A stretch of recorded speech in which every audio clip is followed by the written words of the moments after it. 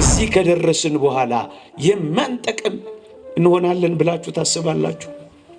ወገኖቼ ለምን እንደዚህ ደካማን ሆነ? ለምን እንደ አፈር የተናቀንና የተጠላን ለምን አንሆንም? ለምን አስታዋሽ የሚያጣን ሁሉ የሚረግጠን ሁሉ የሚበትነን ለምን አንሆንም? እግዚአብሔር እጆች ውስጥ ካረፍን እመኑኝ የማይጠቅም ፍጥረት የለም። በየትኛውም ደረጃ ወንበዴዎች፣ አጥፊዎች፣ አሳዳጆች፣ ጠላቶች፣ ቀማኞች እንኳን ብንሆን እግዚአብሔር እኛም ጠቃሚ አድርጎ ይቀይረን የሚችልበት ጊዜ አለው። ትንሿን ሰናፍጭ እንዲሁም ሊቃውንት ከሰናፍጭ ጋር ያነጻጽሩታል። ሐዋርያ ጳውሎስ ሰናፍጭ እኮ እዚህ ግቢ የማትባል ቅንጣት ናት፣ በዓይን እንኳን ለመታየት የምትረቅ ናት። ሰናፍጭ ሲተክሏት ግን ትልቅ ዛፍ ትሆንና ብዙዎችን ታሳርፍና ለብዙዎች መጠለያ ትሆናለች። ወገኖቼ አያችሁ፣ አሳዳጁን ተሳዳጅ፣ ወጋሪውን ተወጋሪ፣ ገዳዩን ሟች አድርጎ ሊቀይር የሚችል ጠማማውን የሚያቀና ሻካራውን የሚያለሰልስ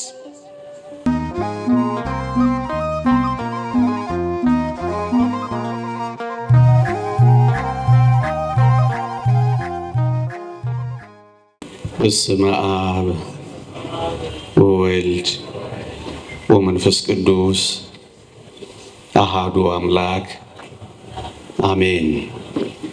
ክቡር አባታችን ርዕሰ ርዕሳን ቆሞስ አባ ተክለ ማርያም የገዳማችን አስተዳዳሪ፣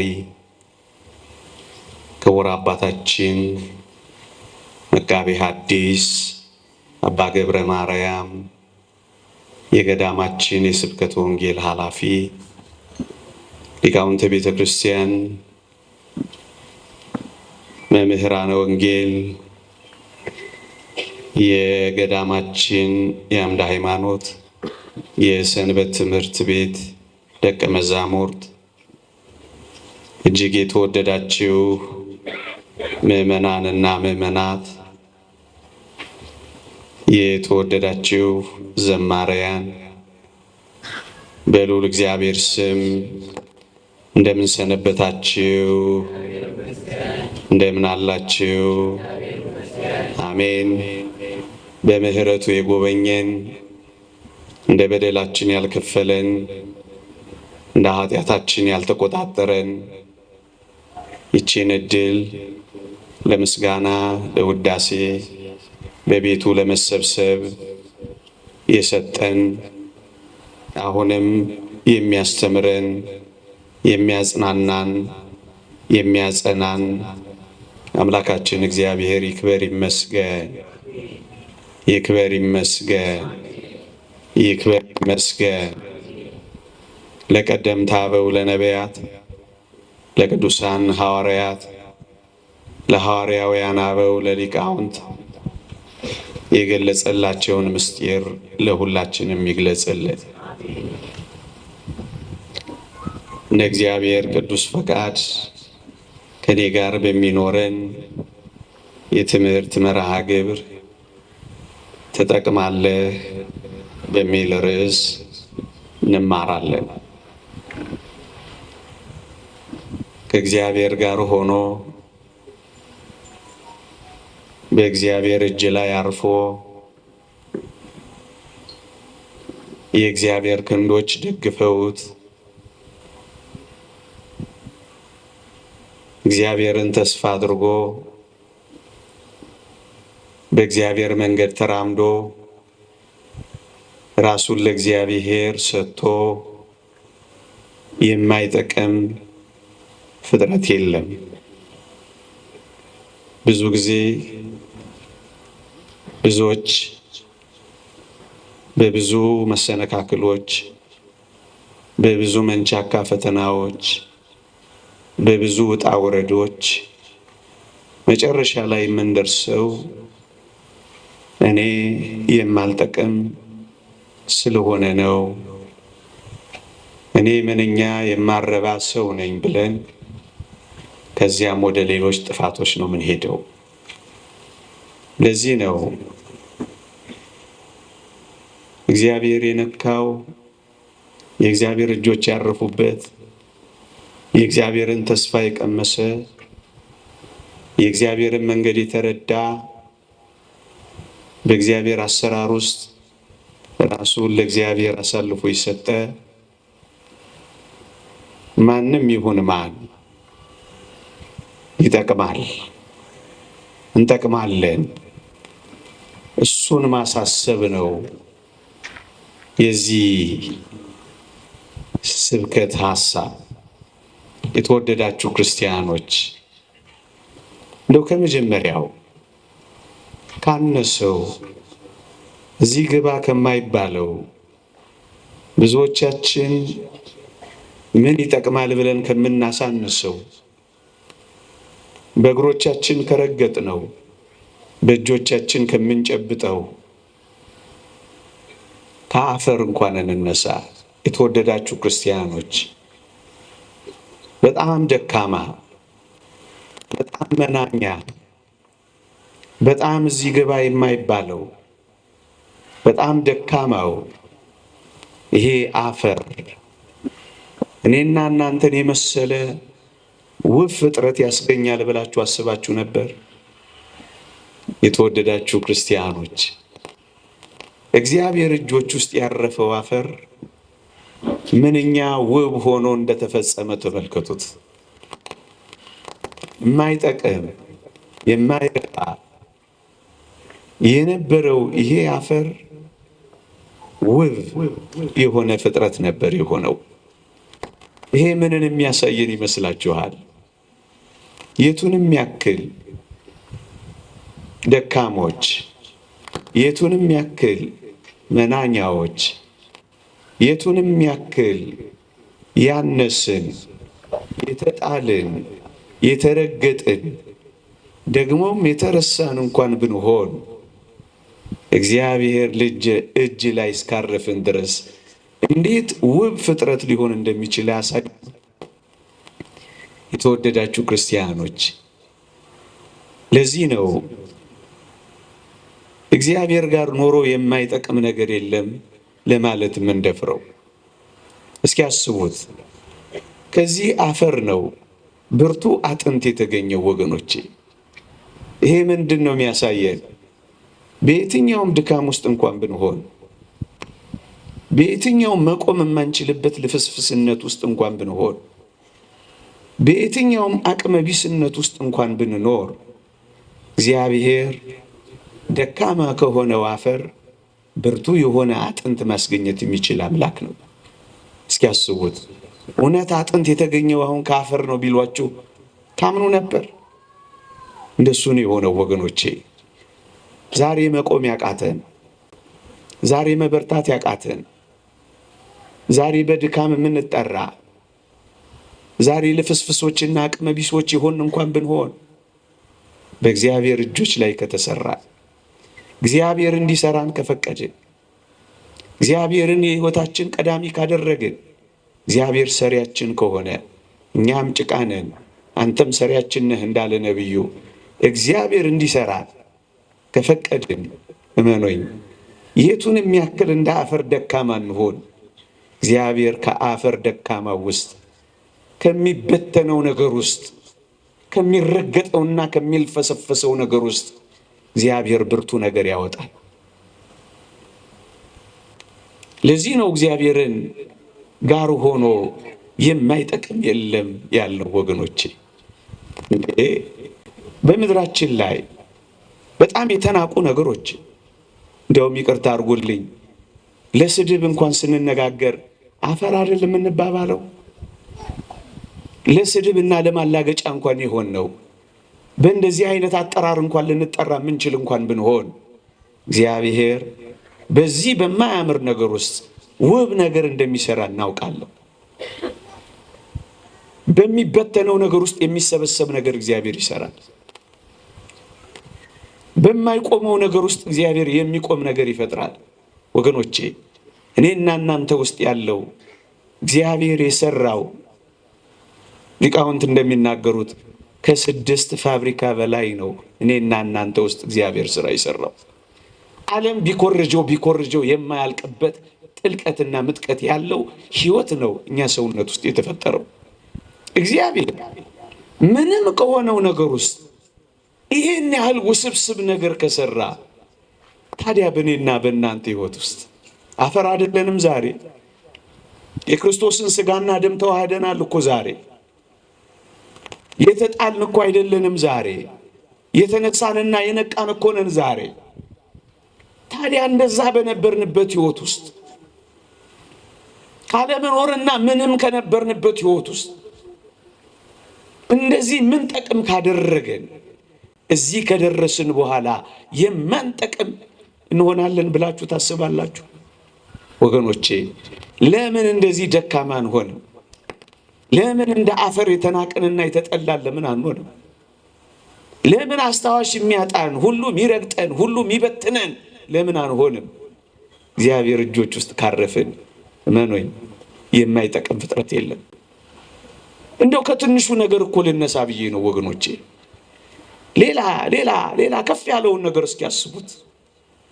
እግዚአብሔር ትሞታላችሁ ያለን ሞት እንኳን ሳይቀር እግዚአብሔር ለጥቅም ያደርገዋል ብላችሁ ታስባላችሁ? ደግሞ አለው ሞትን ትሞታለህ ብሎ የፈረደበት ያ ሞት ለሰው ልጆች ጥቅም ይሆናል ብላችሁ አስባችሁ ታውቁ ነበር? ወገኖቼ እግዚአብሔር ፍቅር፣ እግዚአብሔር መሐሪ፣ እግዚአብሔር ሰውን ወዳጅ ስለሆነ ትሞታላችሁ ያለንን ሞት እንኳን ሳይቀር ለጥቅማችን አድርጎ የቀየረው አምላክ ነው። አብዛኛው ሰው እንደሚያውቀው ሞትን መሪር ብሎ ነው የሚተረጉመው። ግን ይሄንን ሞት ነው እግዚአብሔር ለጥቅማችን እንኳን አድርጎ የቀየረው ወገኖቼ። እግዚአብሔር ተናግሮት እግዚአብሔር ብሎት የማይጠቅም እንደው ክፉ ነገር እንኳን ቢሆን እግዚአብሔር ሰውን አፍቃሪ እግዚአብሔርን ሰውን ወዳጅ ስለሆነ በጣም መራራ ነገሮችን እንኳን ሳይቀር ጣፋጭ አድርጎ ቀየረ ነው እናውቃለን። እሱም ሞትን እንኳን ሳይቀር። የተወደዳችሁ ክርስቲያኖች አንዲ የሸክላ ሰሪ ገሏ ቢሰነጠቅ ጊዜ ወይም ገላ ቢሸረፍባት አብኩታ አፍርሳ አብኩታ ለውሳ የምትሰራው ምርጥ ዕቃ አድርጋ ነው ወገኖቼ። ይሄንን በእኔና በእናንተ ላይ የተፈረደውን ሞት እንኳን ሳይቀር እኔና እናንተን ምርጥ ዕቃ አድርጎ ይሰራበት ዘንድ መንገድ ያደርገዋል ብላችሁ አስባችሁ ታውቁ ነበር? ለዚህ ነው የእግዚአብሔር ቃል በውርደት እንዘራለን፣ በክብር እንነሳለን። በመበስበስ እንዘራለን፣ ባለመበስበስ እንነሳለን። በድካም እንዘራለን፣ በኃይል እንነሳለን አለ። የክብር ዕቃ አድርጎ ይቀይረናል አለ። ወገኖቼ በመፍረስ በኩል አለመፍረስ አይገርማችሁም? በመበስበስ ውስጥ አለመበስበስ አድርጎ ሲሰራው አይደንቃችሁም? ደካማ ሆነን በአፈር ውስጥ በመጣል ውስጥ ብርቱ ነገር ጠቃሚ ነገር ማውጣት አይደንቃችሁም? በሞት በኩል እግዚአብሔር የሰራው ይህንን ነው። ለዚህ ነው ንዑድ ክቡር የሚሆን ሐዋርያ ጳውሎስ ካልሞትክ እኮ ሕያው አትሆንም ያለው እኮ ለዚህ ነው። መሞታችንን እንኳን ሳይቀር ለሕይወታችን ምንጭ አደረገው። በመቃብር ማህፀን ውስጥ እግዚአብሔር የሕይወት መጀመሪያ ያደረገው።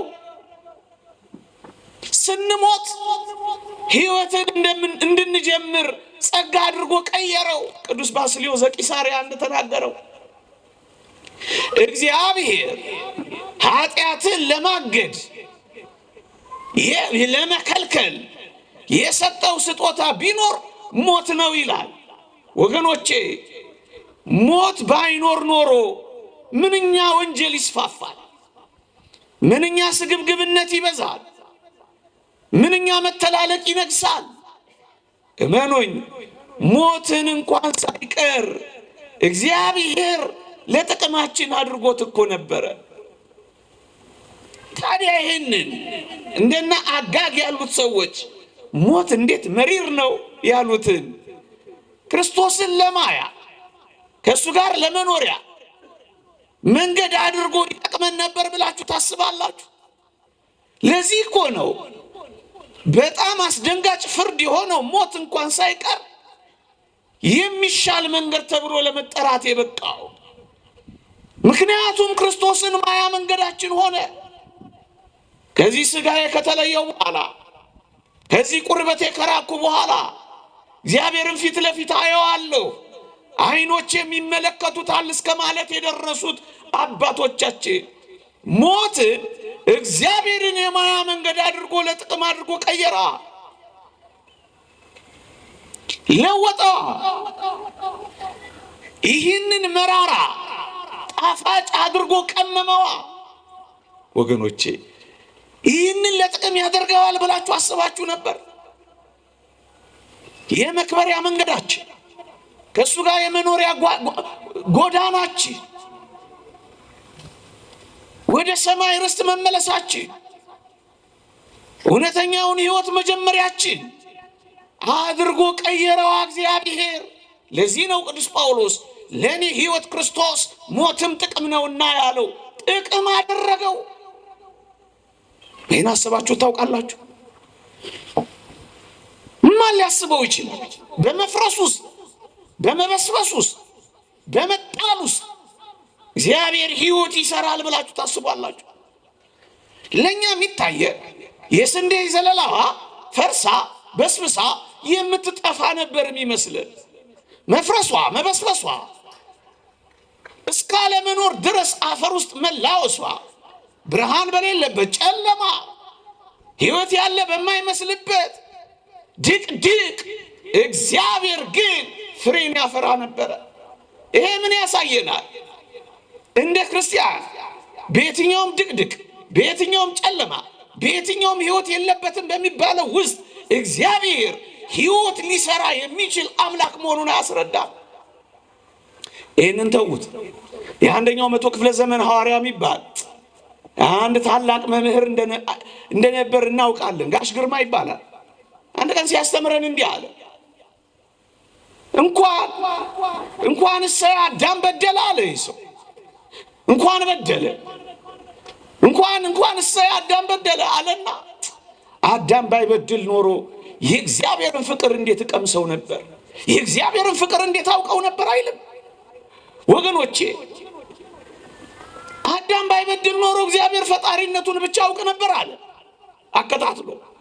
አዳም በመበደሉ ግን እግዚአብሔር እኔን ምን ያህል እንደሚወደኝ ተረዳው። በመፍጠሩ ፈጣሪነቱን ሳይ አዳም በደለና የእግዚአብሔርን ፍቅር አሳየኝ ብሎ ይደነቃል። እንኳን እሰይ በደለ። በመበደሉ ምክንያት እግዚአብሔር ፍቅር መሆኑን ተረዳው። ኃያልነቱን ብቻ ሳይሆን ፍቅር መሆኑን አወቅኩኝ። ምን ያህል እንደሚወደኝ እስከ ምን ድረስ እንደሚያፈቅረኝ ተረዳሁኝ አለ። ወገኖቼ ምናልባት እንግዲህ በዚህ ታላቅ መምህር ሐሳብ እንሂድና ይሄንን የአዳም መበደል እንኳን የእግዚአብሔርን እኔና እናንተን የፍለጋ ዳናዎቹንና ኮቴዎቹን ለመስማት እድል ያገኘን አይመስላችሁ? እግዚአብሔር ምን ያህል አፍቃሪ፣ እግዚአብሔር ምን ያህል ሰውን ወዳጅ፣ እግዚአብሔር ምን ያህል ሰውን ፈላጊ እንደሆነ እንዴት ለጥቅም አድርጎ እንደቀየረው አያችሁ። እንደፈለጋችሁ አትቁሩ አለና የኔና የእናንተን ሰውነት በዘባነ ኪሩብ አስቀመጠውና ጎርጎርዮስ ዘኑሲስ ደግሞ እንደተናገረው እኔና እናንተ ስንደርስበት ብቻ ወደምናውቀው፣ አሁን ቃላት የማይገልጡት፣ አሁን ስሜት የማይገልጠው፣ አሁን ቅኔ የማይበቃው፣ አሁን ስብከት የማይችለው ስንደርስበት ብቻ የምናውቀው ሕይወት አዘጋጀልን ይላል። የተዘጋጀልን ጥንት ከተፈጠርንበት ክብር በላይ የሆነ ክብር አዘጋጀልን።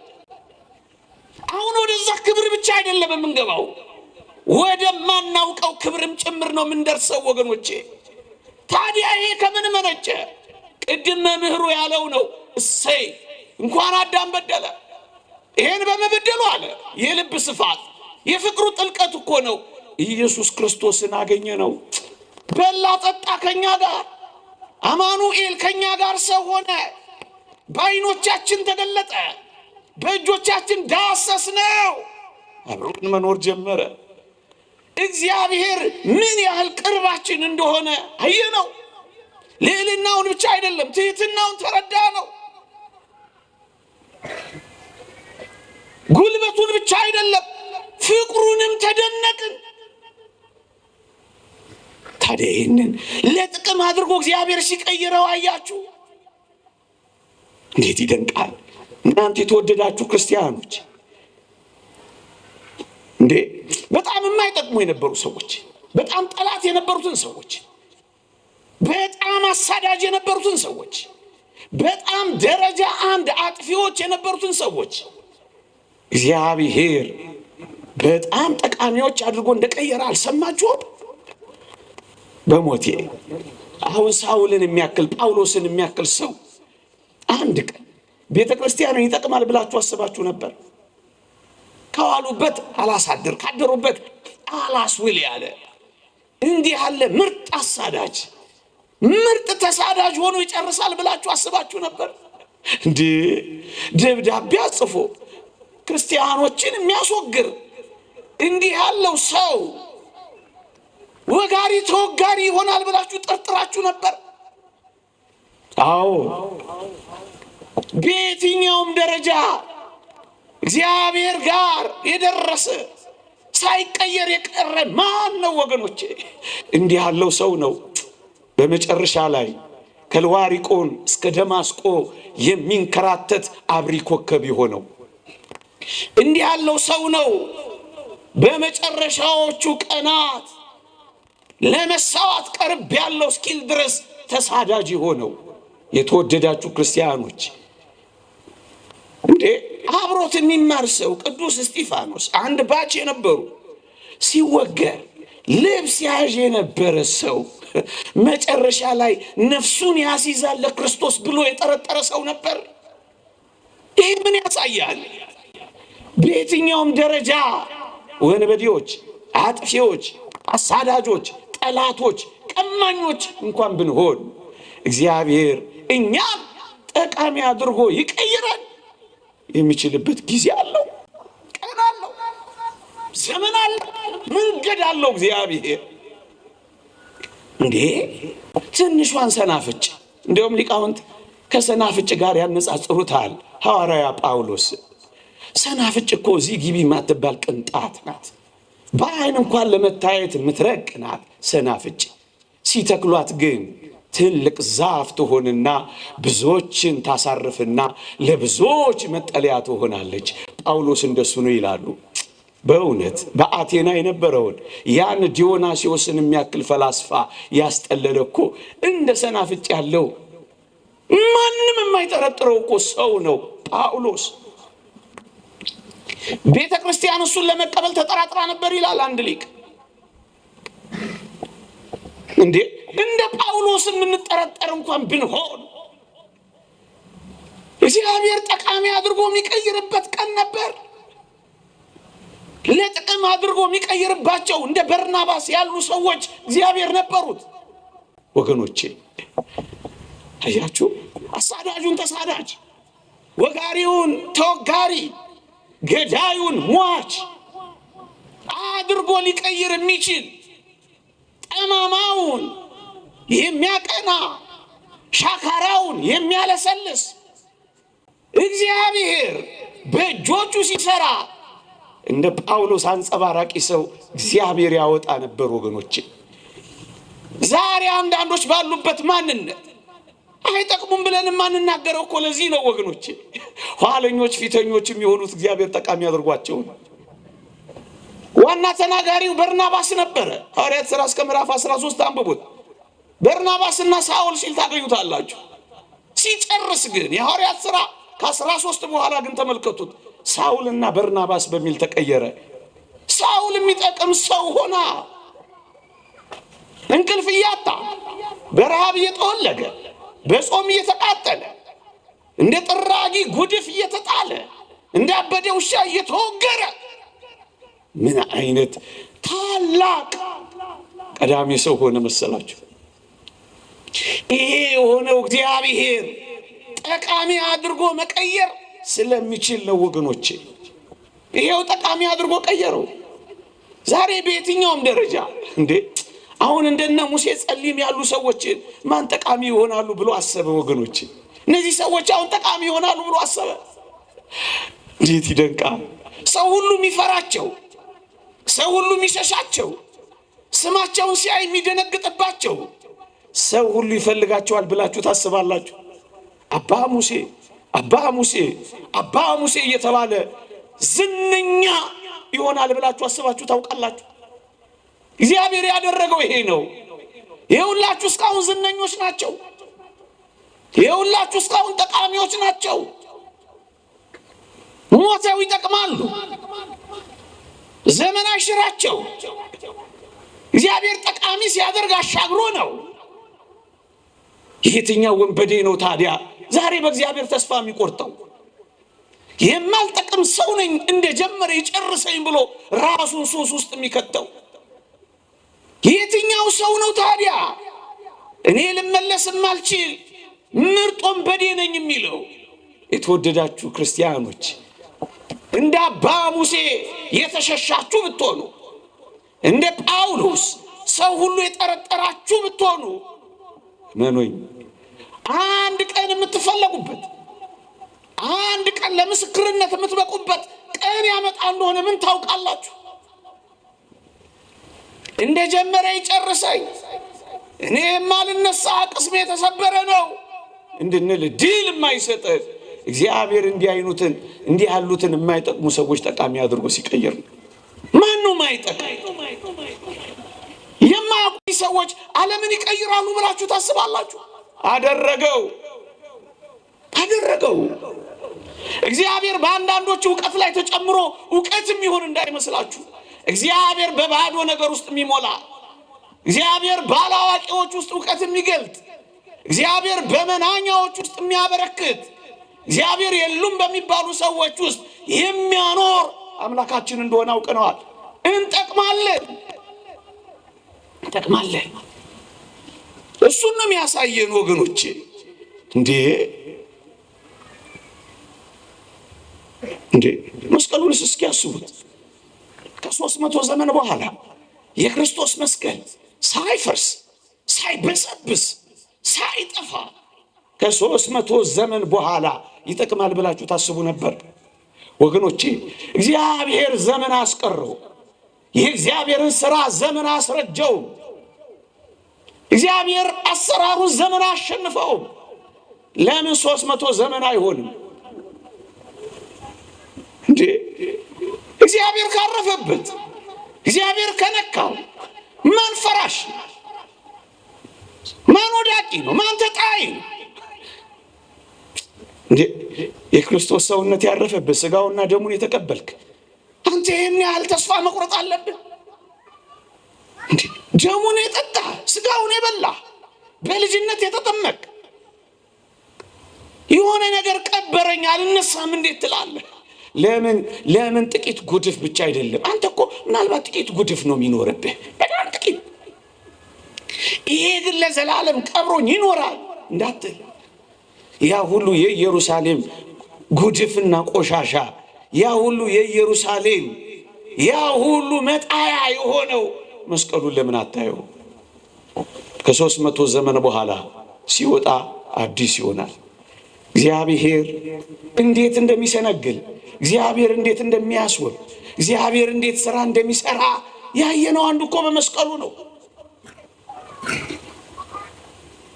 የተረሳውን እግዚአብሔር አስታወሰው፣ የተጣለውን እግዚአብሔር አነሳው፣ የተቀበረውን እግዚአብሔር አወጣው። ታዲያ ይሄ ተስፋ አይደለም? እንዴት እኛንማ ስጋውን የበላን ደሙን የጠጣ በልጅነት የከበር አብረነው ጥቂት ለመኖር ምን ሞክር እኛንማ ተቀብረን እንዴት ይተወናል? ዘመንስ እንዴት ተስፋ ያስቆርጠናል ወገኖቼ?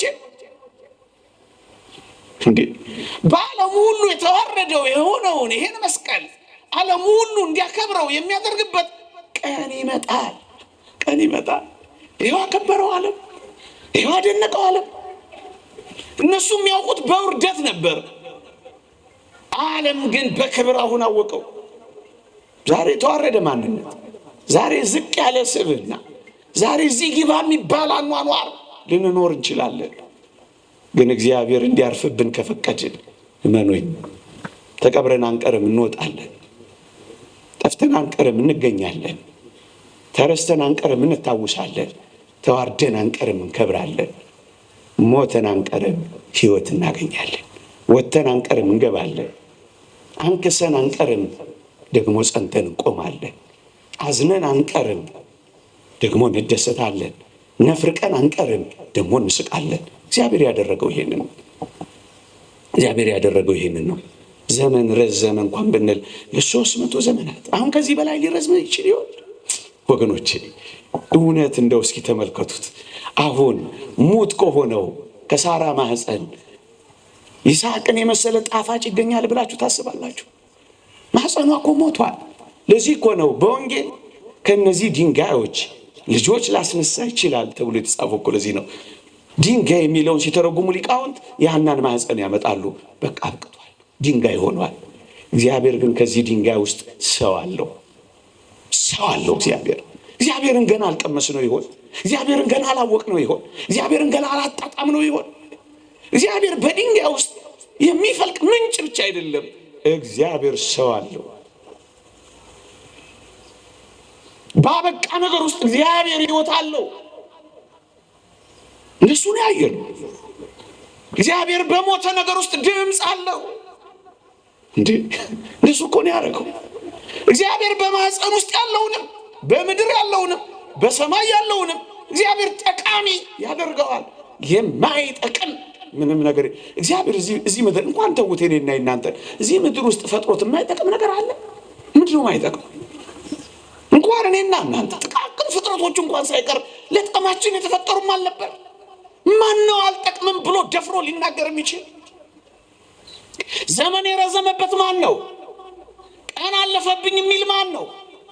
ቀን ስላለፈብኝ አልጠቅምም ካለ እሱ በዓለማችን ያለ መድኃኒት ብቻ ነው ኤክስፓየርድ ያደረገው። ይሄ እግዚአብሔር ኤክስፓየርድ ሲያደርግ ምን አይታችሁ ነው በቃ በቃልኝ የምንለው? ለዚህ ነው እግዚአብሔር ጋር ያለ ሁል ጊዜ ጣፋጭ። እግዚአብሔር ከመራራ ውስጥ የጣፈጠ ነገር ካወጣ ምን እግዚአብሔር ጋር ሆኖ ማንም አይጣፍጣል? ማንም አይጣፍጣል? ማን እያደረ እንደ ወይን የማይወደዳል? እግዚአብሔር ጋር ነው። ለጥቅም አድርጎ ይቀይረዋል።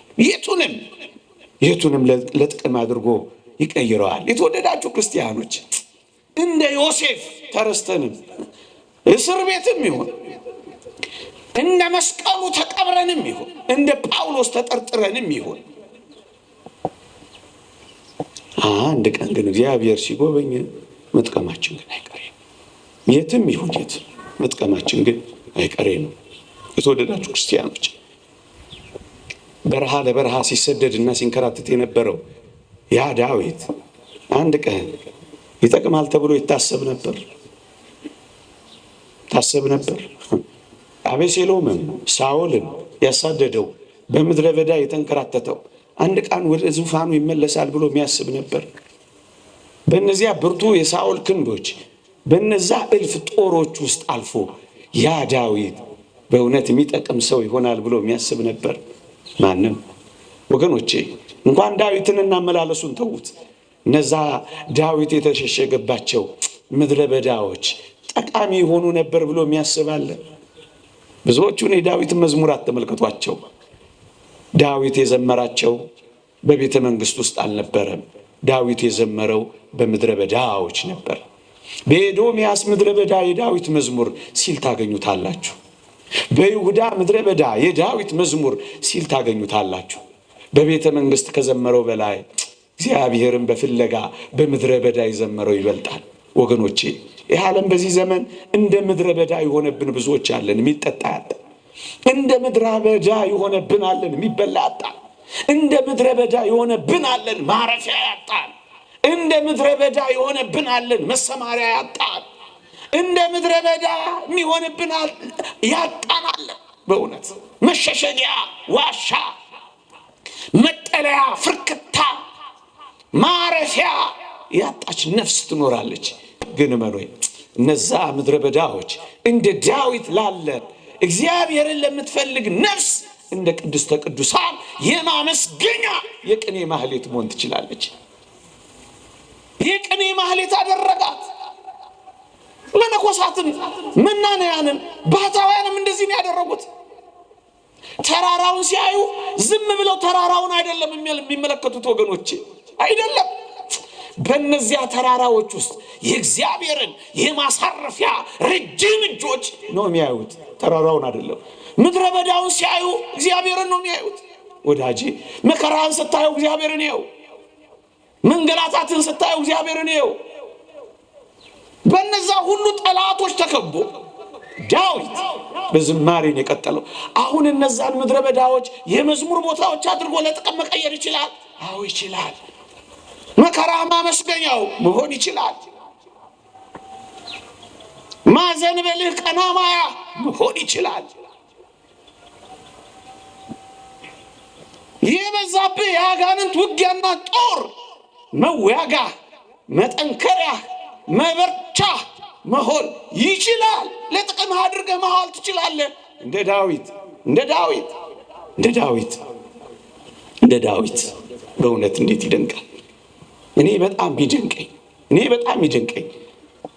ምናልባት ከመጥቀም አርፍዳችሁ የሆናችሁ እዚህ ውስጥ ልትኖሩ ትችላላችሁ።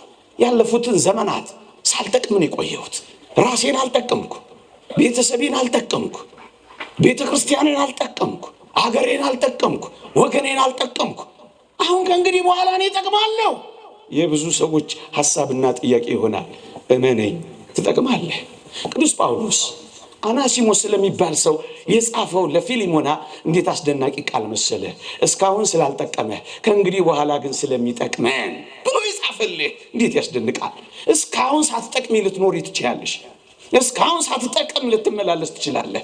እስካሁን አልጠቀምንም ማለት ግን ነገ አንጠቅምም ማለት አይደለም። መቼ እንዴት እንደምትጠቅም የሚያደርገው እግዚአብሔር ነው። ወደ እግዚአብሔር ቅረብ። የማይጠቅመውን ጠቃሚ አድርጎ የሚቀይረው እግዚአብሔር ነው። እዚህ ቤት ገብቶ ውሃ ሆኖ ገብቶ ጸበል ሆኖ ነው የሚወጣው። አፈር ሆኖ ገብቶ እምነት ሆኖ ነው የሚወጣው። ህብስት ሆኖ ገብቶ ስጋ ሆኖ ነው የሚወጣው። ወይን ሆኖ ገብቶ ደም ሆኖ ነው የሚወጣው። እግዚአብሔር ሲነካው የማይቀየር ነገር የለም። ይዋቸው በሙሉ ምናልባት እኔና አንተ ለመቀየር አልቀረብን ካልሆነ በቀር እግዚአብሔርን ቀምሶ ይቀየራል። እግዚአብሔር እጆች አርፈውበት ይቀየራል። ጠቃሚ ይሆናል። ሊነገር የማይችል ጠቃሚ ይሆናል። እስካሁን አልጠቀም ነው ማለት ነገ አንጠቅምም ማለት አይደለም። በወህኒ ቤት ምንኖር፣ እጅግ መራራ በሆኑ ሱሶች ውስጥ ምንኖር፣ እጅግ ደስ በማያሰኙ ልምምዶች ውስጥ ያለን፣ አሁን ከዚህ ውስጥ እኔ ወጥቼ ጠቃሚ መሆን እችላለሁ። ትችላለህ። ይኸው ትችላለህ። እግዚአብሔር ይችላል። እሱን ነው የምናምነው።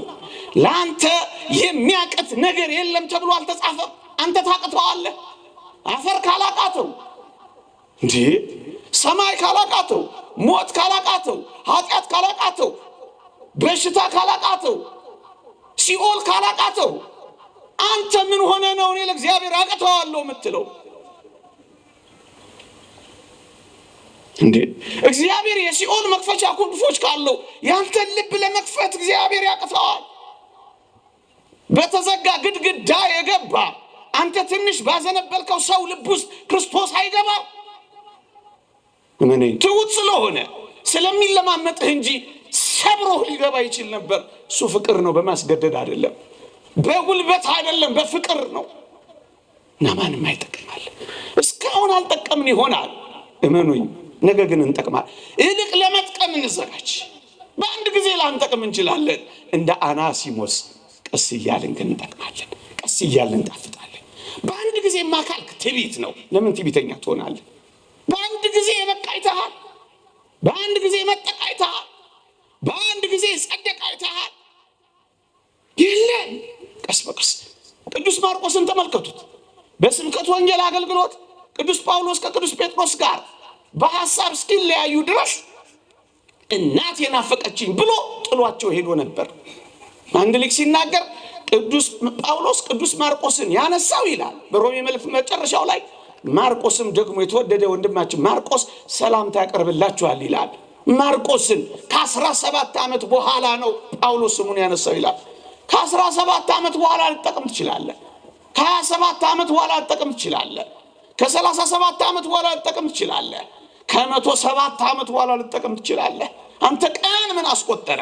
ቀስ በቀስ ብቻ ደግ። ቀስ በቀስ ቀስ በቀስ ቀስ በቀስ ዛሬ ትንሽ ጥቀም፣ ነገ ትንሽ እየጠቀምክ ትሄዳለህ። የተወደዳችሁ ክርስቲያኖች ወገኖቼ በእግዚአብሔር ዘንድ ለምን በባከነ ሰዓት አይሆንም? እንጠቅማለን። ለምን ባለቀ ሰዓት አይሆንም? እጅግ ጠቃሚዎች እንሆናለን ወገኖቼ፣ እጅግ ጠቃሚዎች እንሆናለን። በባከነ ሰዓትም ቢሆን ማን ምሳሌ ያለን ካላችሁ እንደ ቅድስት እሌኒ ያለ በባከነ ሰዓት የጠቀመ ሰው ያለ ይመስላችኋል? ይቺን ቅድስት እናት ታውቋታላችሁ። ሕይወቷ የሚጀምረው በመገፋት ነው። ጨዋ ናት፣ ስንዱ ናት፣ ታማኝ ናት ለቤተሰቦቿ። ግን ያውም በቤተሰቡ ራስ በባሏ የተከዳች ናት። በባሏ ስራሽ ያውጣሽ ተብላ የተወረወረች ናት። በባሏ አትጠቅሚም ተብላ ባህር ውስጥ ምን አለ ምድር ላይ እንኳን ቢያረጋት ትንሽ የመኖር እድል ቢሰጣት ባህር ውስጥ የተዘፈቀች ናት። ይህችን ሴት ከባህር ወጥታ ቆስጠንጢኖስን የመሰለ ልጅ ወልዳ መስቀሉን አውጥታ ትጨርሳለች፣ ትጠቅማለች ብሎ ያሰበ ሰው አለ? ይቺ ሴት በ80 ዓመቷ ነው ያረፈችው። መስቀሉን ያገኘችው በ79 ዓመቷ ነው። አበቃ። በባከነም ሰዓት ልጠቅም ከቻልክ አሁን ታግሰ ኑር።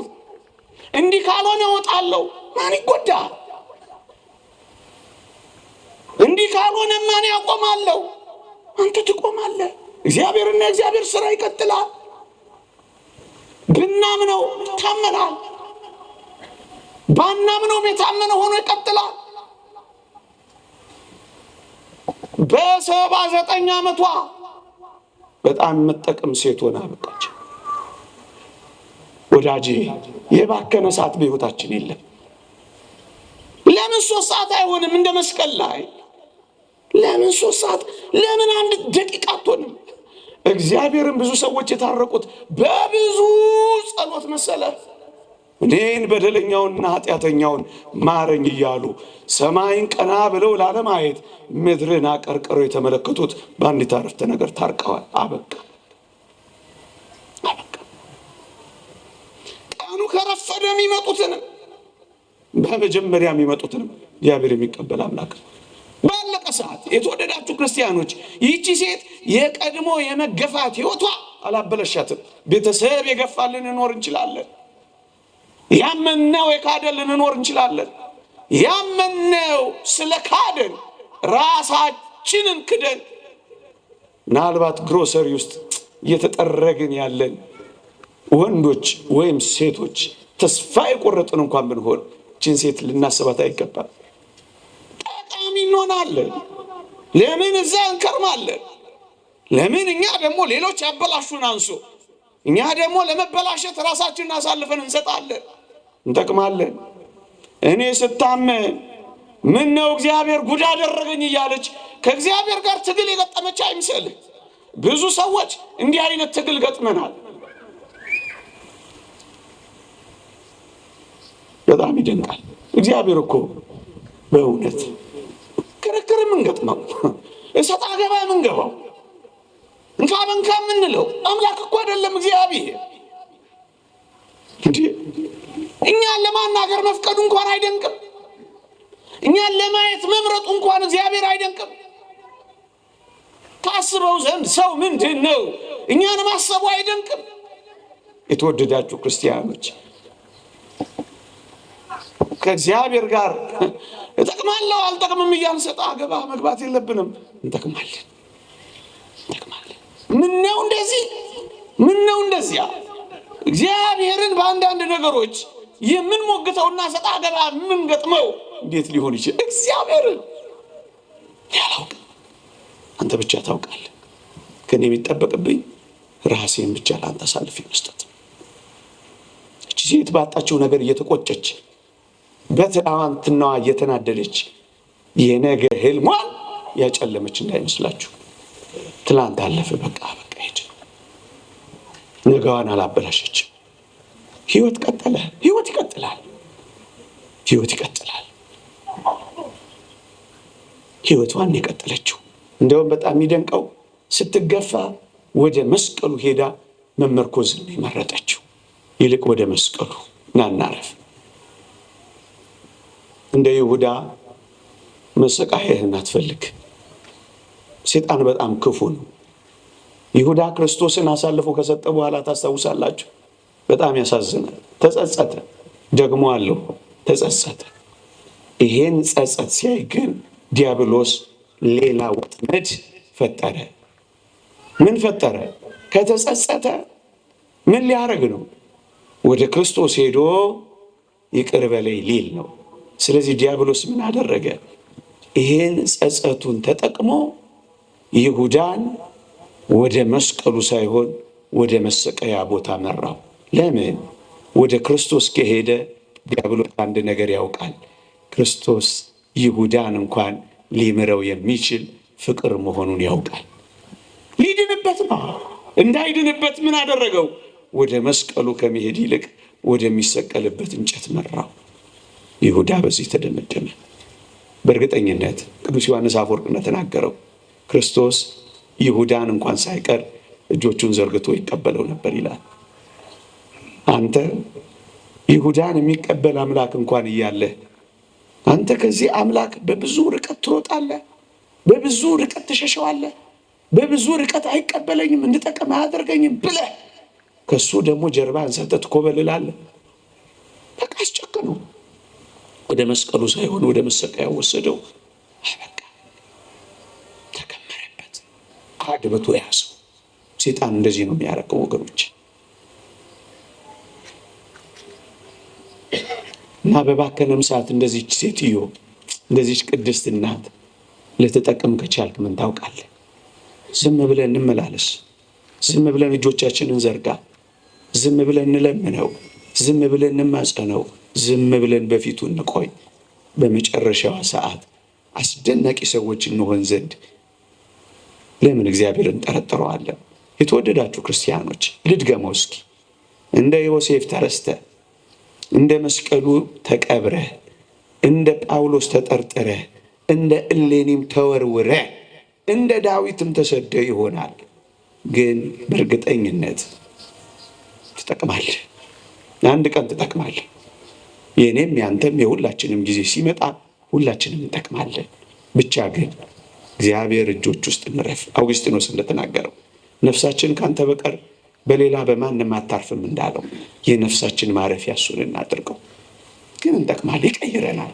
አንቀየርም ያላችሁ አትጠራጠሩ። እግዚአብሔር ሳይቀይር ያስወጣው የለም። አንድ ነገር ግን ነግሬያችሁ ነው የማበቃው።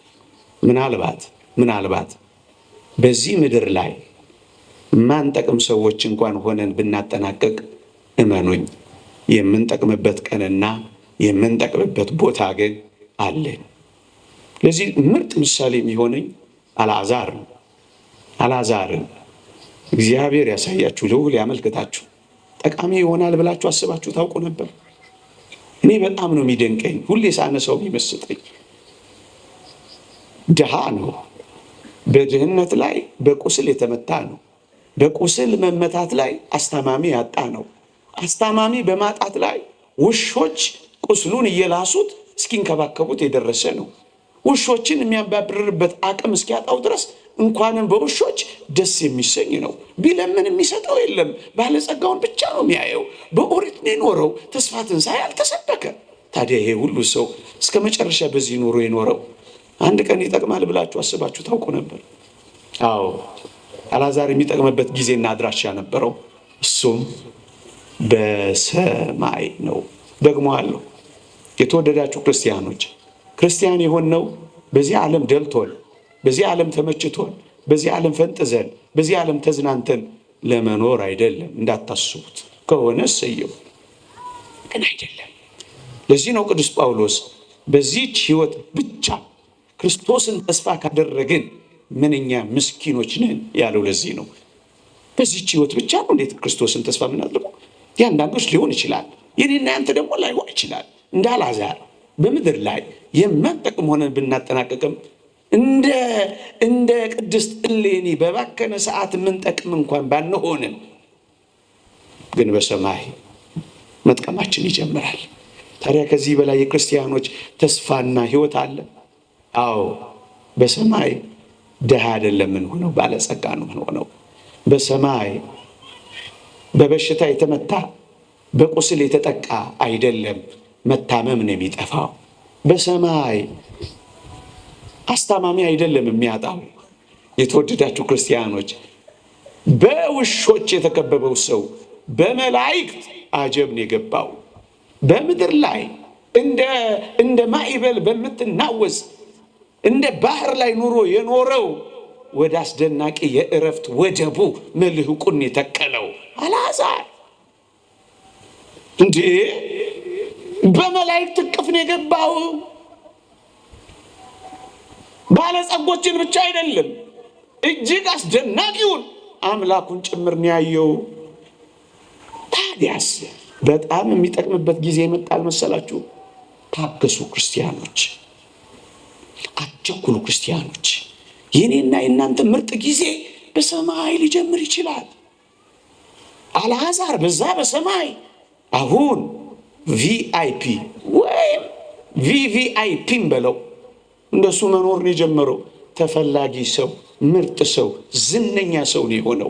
አሁን ዝነኛ ላንሆን እንችላለን፣ ምን አገባ? አሁን ሪኮግኒሽን የሌለን፣ እውቅና የሚሰጠን የሌለን፣ የሚያጨበጭብ የሌለን፣ የሚያየን የሌለን ልንሆን እንችላለን።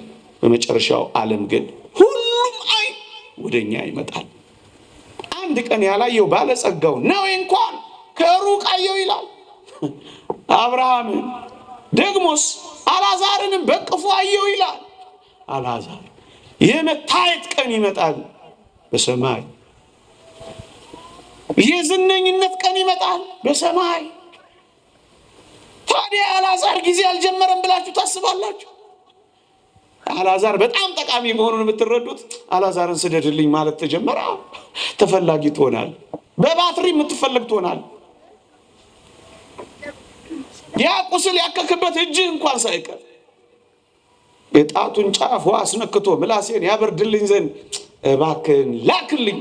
ባለጸጋ የሚፈልግ ድሃ ልትሆን ትችላለህ። ብዙ ያለው ሰው ምንም የሌለህን የሚፈልግ አንተ ውስጥ ብዙ ሀብት አለ፣ አንተ ከፍ ብለሃል። ታዲያ ይሄ አልዓዛር ጊዜ አይደል? ከቅርብ ያላዩ ከሩቅ የሚያዩበት ጊዜ ይመጣል። ስምን ጠርተው ማያውቁት ስምን የሚጠሩበት የሚደጋግሙበት ቀን ይመጣል። የምንጠቅምበት ቀን ይመጣል በሰማይ። ተስፋችን በሰማይ እንጠቅማለን። ይቆየን።